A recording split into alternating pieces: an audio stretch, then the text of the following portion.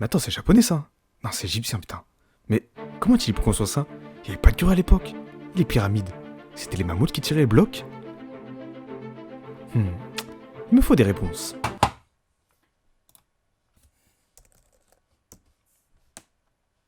Construction des pyramides et comment étaient déplacées les pierres. Mais voilà, c'est ça qu'il me faut.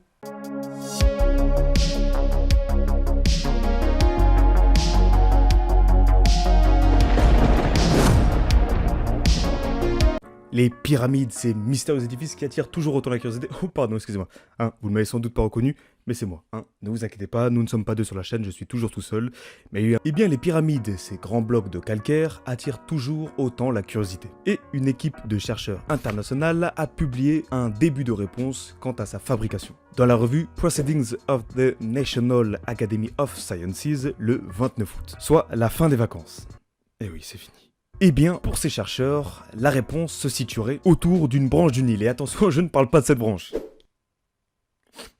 Branche aujourd'hui disparue. En effet, des grains de pollen ont été retrouvés sur le site de Gizeh. Gizeh, le site qui réunit les pyramides des pharaons Khéops, Khéphren et... Mais si tu sais, le fameux Mykérinos.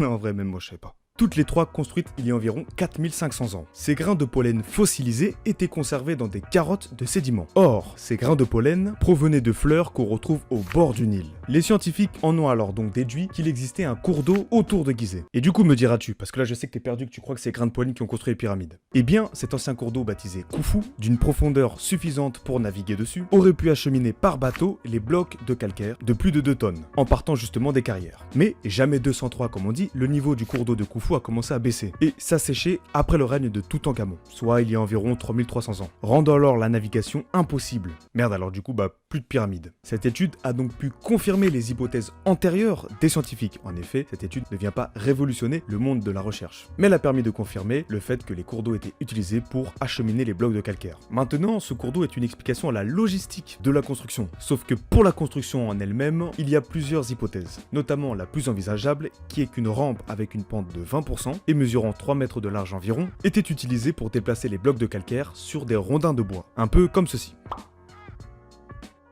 Évidemment, cela n'a pas empêché les extraterrestres de participer à la construction des pyramides, notamment en se déplaçant en hélicoptère.